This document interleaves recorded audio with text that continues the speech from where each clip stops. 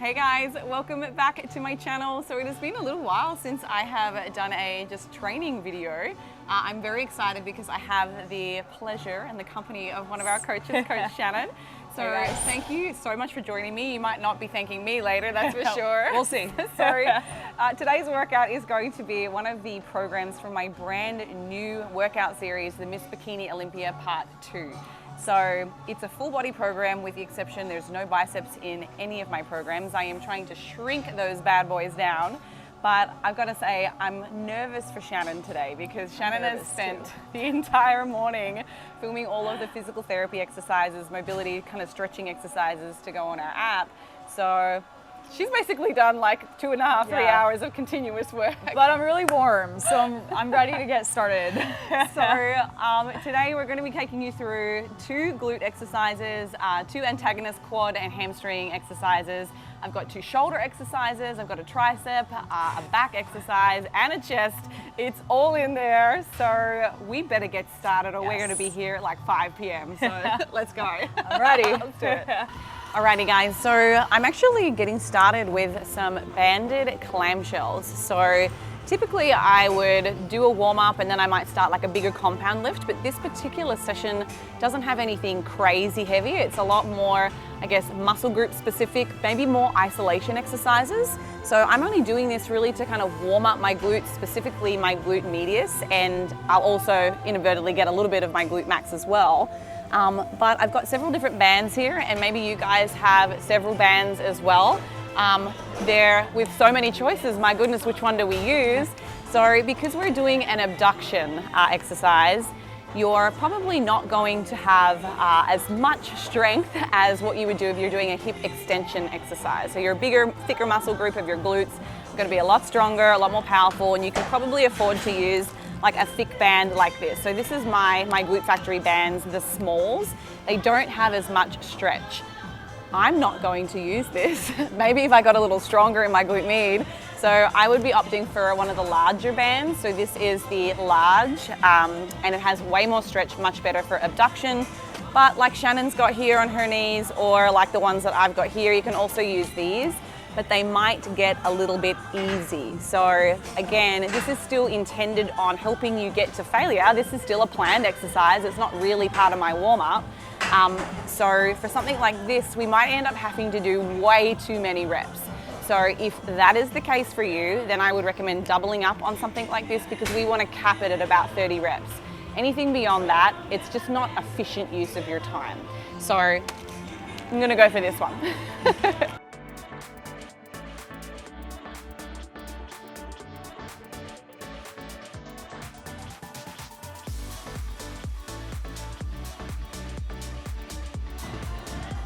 All right, this is definitely going to be a failure set. The first half is like easy and then it starts to really burn really fast.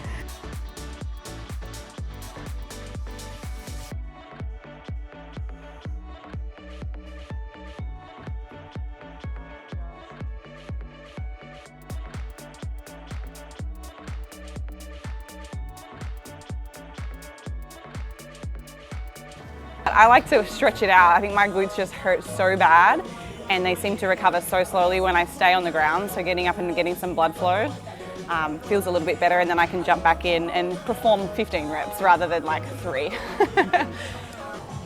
Okay guys, so one of the things that I find helpful in these particular exercises is to get up and walk it off a little bit. When you stay in that seated position or laying down, the metabolic byproducts that are accumulating inside your muscle during the set have a harder time being cleaved or I guess coming out of the muscle, so it stays very uncomfortable and you're in a lot of pain. So what I would recommend is get up, walk it out a little bit, and then jump back down into your set. You could certainly do this with less recovery time in between, but again, the downside if you're staying in that down lying position, you'll probably find that your subsequent training sets are a little shorter. You'll do fewer repetitions. That's not necessarily a bad thing. Ultimately, the thing that's primarily going to drive muscle growth is getting to failure. So it might just allow you to make that secondary set get you to failure faster. But try to make sure that you're not resting for such a little time that you're now performing less than 8 reps. Now we're kind of working outside of the hypertrophy rep range, and it's not going to be as optimal. So if you started at 30 and by your last set you're down to like 15, that's okay, as long as you know that you're still pushing close to failure. You're doing exactly what you need to do to elicit a hypertrophy response. All right, up next, another glute exercise, but we're shifting focus a little bit. So obviously the banded clams were glute medius. We're now going into a glute maximus with a hip extension. So they have a couple of different machines here, and you guys have probably used a wide range of different equipment types. I really like this one. I find that it doesn't put me into like an overly hyperextended position where it starts to load my lumbar spine. I can keep a really good like athletic stance. The weight is very centered, and I really feel it in my glute.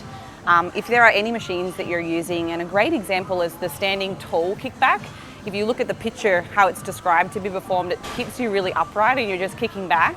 But if I was to do that, for me, number one, I'm not really getting into a complete flexion of my glute. So it's kind of like a partial rep. And also, it's going to start to load my lower back in that position. So I like to be able to get down in these types of movements. So depending on the equipment that you've got access to, give it a try. If you can get down lower, I think that you will find that you get better isolation of your glute, and it doesn't load your quad as much, doesn't load your hamstring as much. So I'm going to get stuck into this one.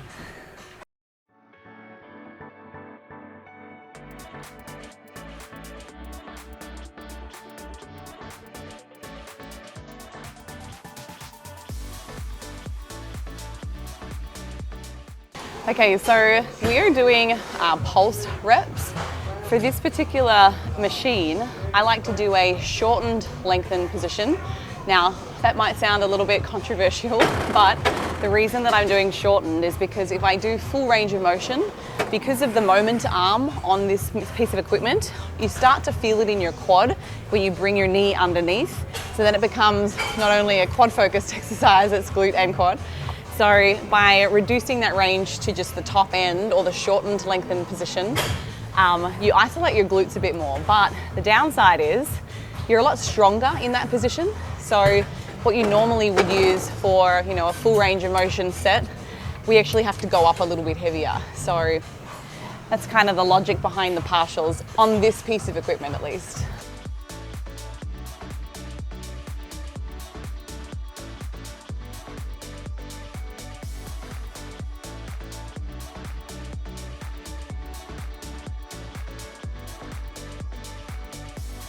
Alrighty guys, so next is our first and only, thank the Lord, hamstring exercise.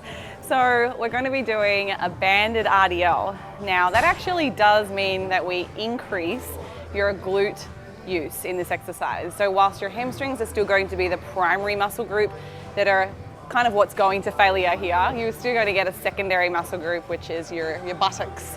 So we're going to secure this around something that is fixed. It might end up being Shannon, since we're not in an area where there's like a rack to tie it around. We're going to step in and then we basically perform an RDL, but we've got resistance. So what that does is that when we extend up tall, unlike a regular RDL, where when you come up into that tall position, there's no tension anywhere, you're just hanging onto the barbell. Now there is tension pulling you back. So you've got to keep your glutes active to stay in that tall upright position. So wish us luck. Yeah.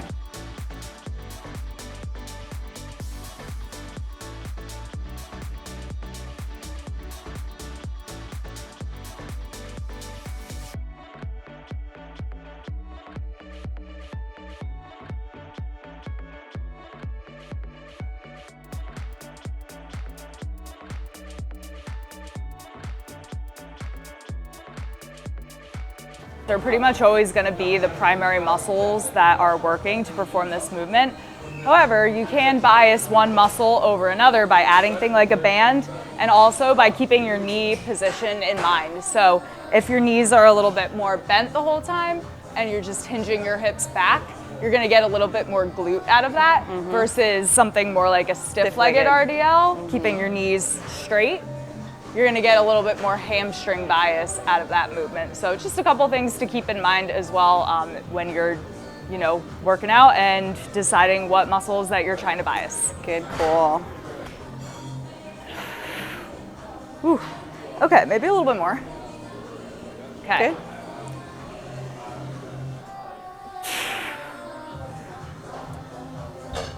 Nice, Shannon. Strong.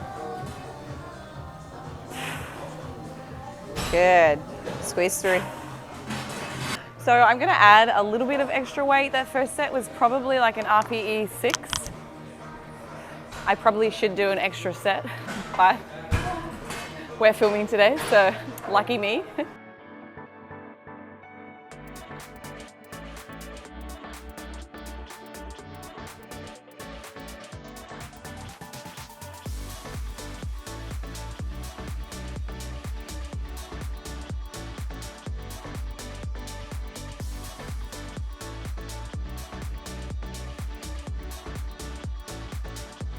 Okay, so I'm going no band this set for 2 reasons. So 1, I want to do this weight and I don't think I can do this weight with the band, to be completely honest.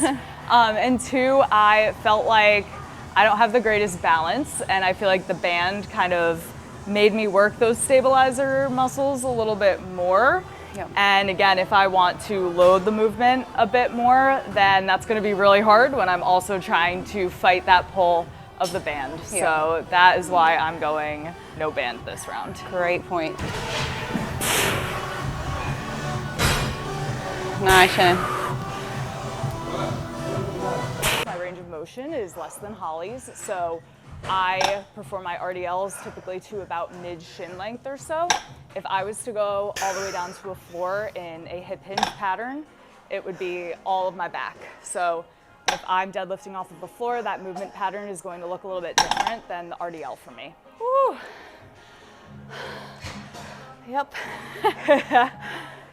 That's actually something that I have a lot of people comment about. Whether it's dumbbells, barbells, just super flexibility. Yeah. And I don't know where that came from. Could be genetic, could be years and years of dancing. Yeah, I think the dance for sure. Yeah, like doing splits, ballet, all of those Absolutely. things. You're just, and from a really young age as well. So I think it kind of just primes your body. Because for me, even if, let's say I dropped the weight on this and I put, you know, I did the bar, I still just, this is as far as I can go before I have to move through my back to get down there. Yeah. So everybody's RDL is gonna look a little bit differently. Yep. As long as you're feeling the right muscles work, that is what the end goal is. So you don't have to go as far as the person you're training with always. Exactly. All right, so one of the things that you might have heard me talk about is exercise order. Now, if you are somebody that is strictly focusing on strength training, so you're really trying to work on improving your 1 rep max for a range of different exercises, then order really does matter. So you want to start with the exercises that you want to perform the best on. But for hypertrophy specific training, exercise order actually matters a little bit less. Now, I say that with a big caveat, and that would be if you are an inexperienced or new to lifting, if you are somebody that's inexperienced or new to lifting, you might like to start with your compound exercises like an RDL, so any of those hinging movements, squatting movements, deadlifting movements. And the reason I say that is they're a more complicated technical lift, so there's a lot more going on. And unfortunately, the later you leave those compound lifts into your workout, the more fatigued you're getting.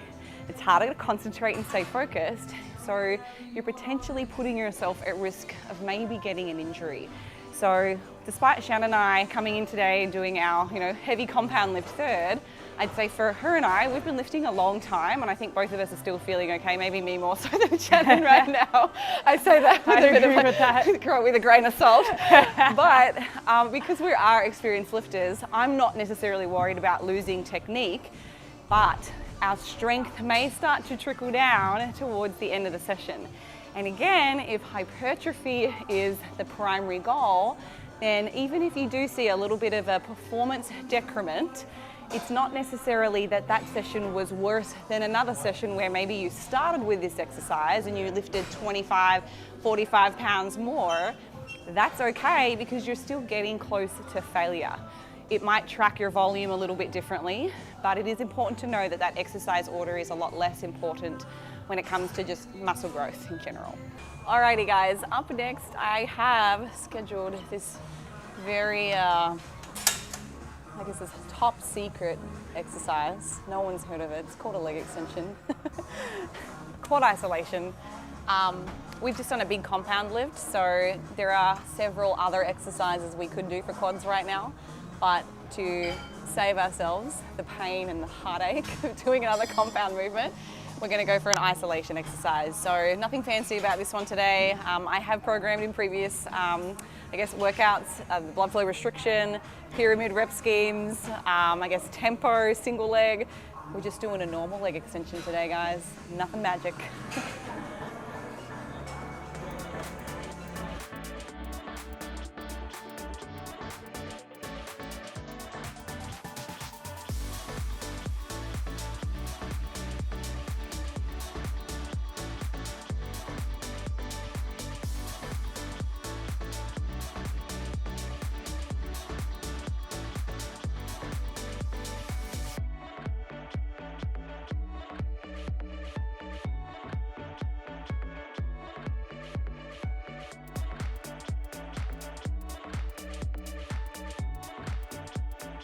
Okay, while we wait for the Smith machine, which is, and you guys know it, it's the most popular machine in the gym, we're gonna wait and start by doing our front or anterior shoulder first. So you can do this with a plate. We're doing it with kettlebells today. Again, I'm just doing that for exercise variation. I have done so many plate raises in my day, it gets a little boring. So the only difference here is that we're starting with a slightly narrower grip, whereas the plate might see you a little bit wider. So it might feel more comfortable. You might be a little bit stronger with your hands closer together. Shannon, do you have anything to add from that perspective, from the physical therapist mindset? I will say, instead of like a traditional dumbbell front raise, if you have shoulder issues, this variation might be a little bit more comfortable for you, because when you are in this kind of pronated position, this kind of closes off your shoulder joint. So if you have some pinching going on here, it might not be the most comfortable. But when you're in this position, you're a little bit more open in a more of an externally rotated position. So this could be a little bit more comfortable for you if you typically find that you have pinching in shoulder exercises. So that neutral grip. Yeah, exactly. Okay. Awesome. All right, well, let's do 15 reps and see how we feel. All right. Okay.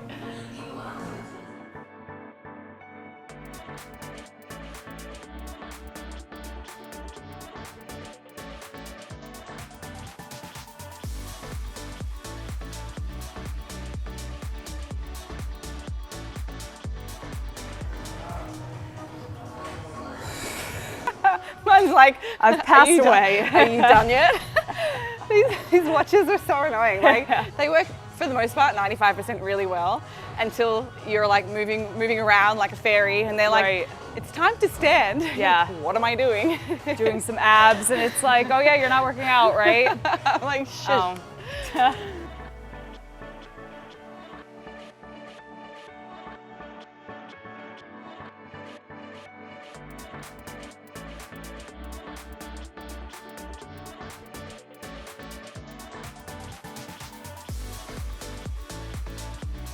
Okay, all right, so next up, well, it's not technically the next exercise, but we're gonna make it our next exercise because the Smith machine is still taken. We're gonna be doing a pull-up in, I guess, the flexed position, and we're adding some weight. Now, this is an advanced exercise, so for anybody that's maybe new to resistance training, you can't do a pull-up yet, please don't stress, you don't need to do it the way that we are doing it. There are lots of variations that are a little bit easier. So if you have bands, you can definitely perform this flexed hang with a loop band. We might even demonstrate that here in a second. I know for me, I'm gonna give this a go with a weight between my feet. If you've got an actual belt where you can like drop the weight, it's actually a little bit more comfortable because the weight is centered and you're not having to squeeze your feet together. We're obviously gonna rough it today and do it the hard way. But to start off with, we're doing 30 seconds. I know that's too easy. We're gonna add weight. If that's too easy, we keep adding weight. So I'm gonna jump up and I'll get Shannon to help me with a weight. So I'm gonna go find one. Nice. Hang out up there. How long? Keep breathing, maybe. Good, keep going.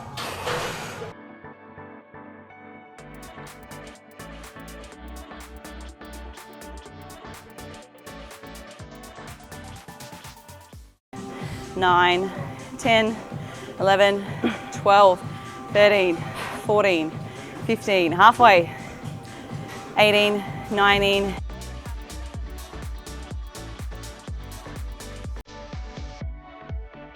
Next exercise, we have a Smith machine behind the neck shoulder press. This is probably not an exercise that I would prescribe to any old person. We've established that I have a lot of flexibility and mobility basically across all of my joints. So this does not give me any bother at all. It feels really nice. It actually opens up my shoulders a little bit more because I'm taking the barbell behind my neck.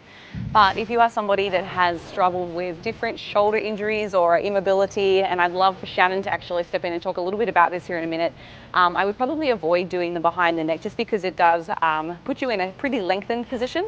And at the bottom of the movement, you tend to be a little bit more, I guess, impedance, is that the word that I'm saying? It like keeps you stuck in there a little bit. So I would say regular shoulder press using the Smith machine might be better if you are somebody that's struggled with shoulder pain and shoulder issues in the past. All right, warm up.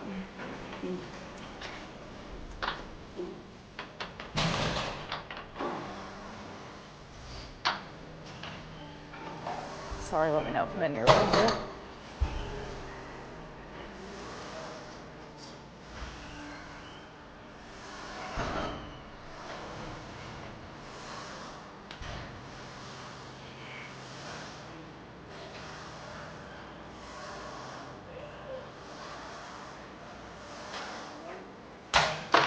Right, so I definitely feel that a little bit more in my rear delts. I'd love for Shannon to jump in and see how she feels with this exercise. And if you've got any additional talking points, let's throw them out. All right. So depending on where your shoulder issue is and the reason behind that, I would say this could be an exercise that might not feel so great for you, but it could also be an exercise that feels really good for you. So I would say as a general rule of thumb, if I'm working with somebody who has a shoulder issue, personally, I don't love to take them overhead right away. I'll usually stick with something more like a landmine press or even like a scrape the rack press. But kind of from my own personal injury history, so when I was dealing with some shoulder pain, some bicep tendonitis, the behind the neck shoulder press in more of a snatch grip, so kind of a wide grip, was actually the only pain-free overhead pressing that I could do because it allowed me to kind of open up through here, whereas a shoulder press from the front rack position kind of kept me a little bit more closed off. However, I know that there would be many people who have shoulder issues where this would make their issues worse. So I would say it's going to be very independent as to, you know, the deeper reason behind what's going on, but, you know, give both a try and, you know, see what feels better for you. Nice.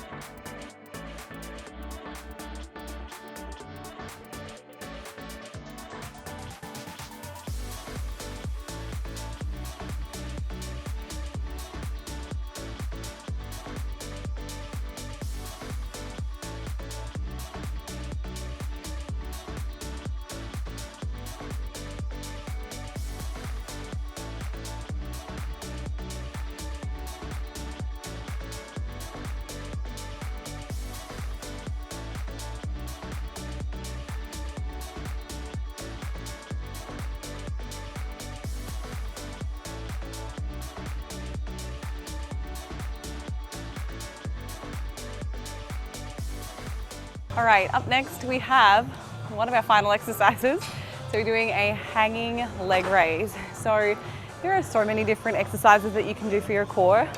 I like this one because it adds in a little additional challenge in that we also have to kind of hold our body weight. So there's a little bit of upper body, traps, arms, shoulders, everything's holding everything together right now. But my personal preference when it comes to core training is something that's weighted. And I say that because for me, as somebody that has got a relatively strong core from lots of compound lifts, heavy deadlifting, heavy squatting, I have to do a lot of repetitions to truly get my core anywhere near failure. So I'm a much bigger advocate of the machines, the cables, anything that's weighted, because it means that I can do fewer reps, which is a little bit more of an efficient way to train. But for exercise diversity, and so that I'm not bored out of my brain since I've been doing so many of those weighted exercises in previous programs, I'm just mixing it up today, and in my, I guess, subsequent training weeks, I might end up adding some ankle weights just to make it a bit more challenging, having that extra weight around my feet.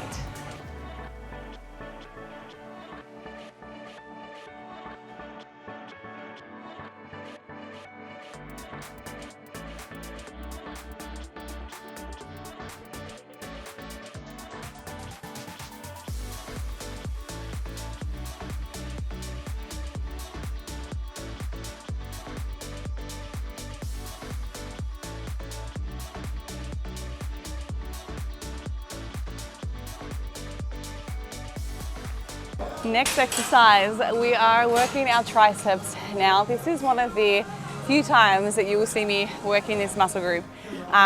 If any of you have followed my series for Miss Bikini Olympia, you'll notice in the very beginning, I kind of talk through my, I guess, program outline. So why I'm doing these exercises, what muscle groups are being used, how many sets per week, and how many sets within a session that I like to do. This exercise I'm literally just doing to fill in time, get a little bit of extra energy expenditure. I'm not doing enough sets per week to grow. I'm doing 6 sets, which is a very low volume for somebody that trains a lot. So if you're a beginner and you've just started lifting, then 6 sets may actually elicit a hypertrophy response. But with time, you're going to need more stimulus and more volume and more weekly sets to actually see any meaningful change. So this is really just, I guess, a maintenance volume, and it's just burning a little bit of extra energy, obviously, which supports me going through this fat loss phase. So using Atlantis, this is a new piece of equipment that they've added in here.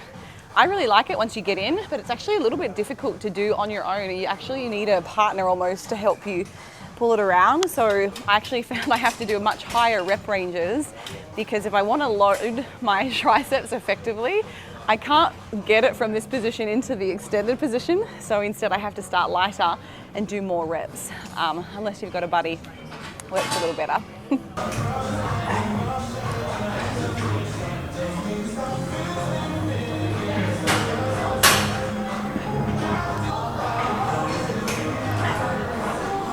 Guys, we're on our last legs. Shannon is ready to go. I'm ready for a nap.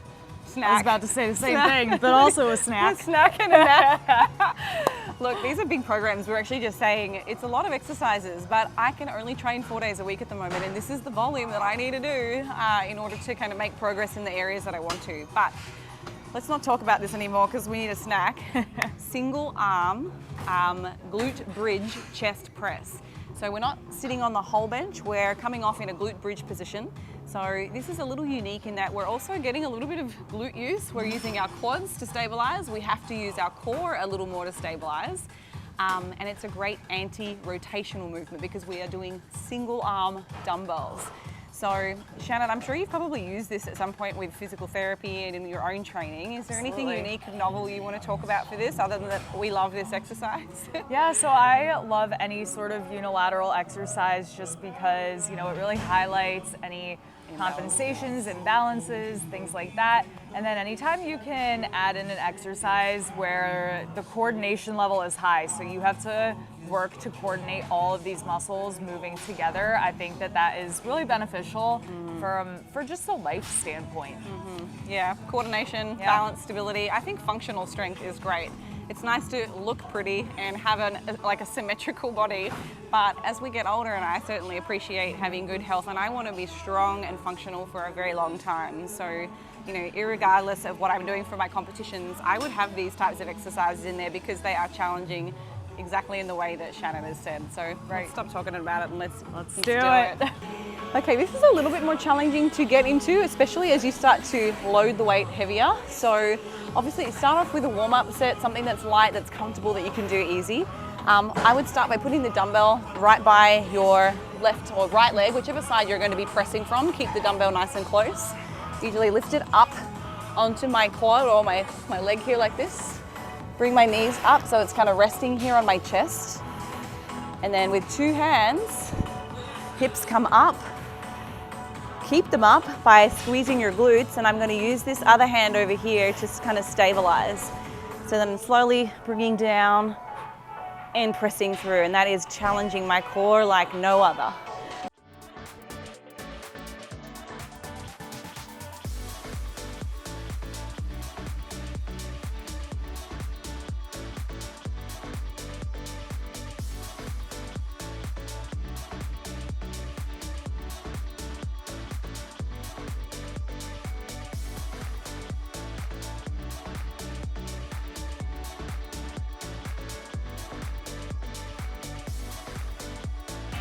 Okay, to bring it down, we're gonna grab it with two hands, come down, catch it with your knee, lower it down, flip it off.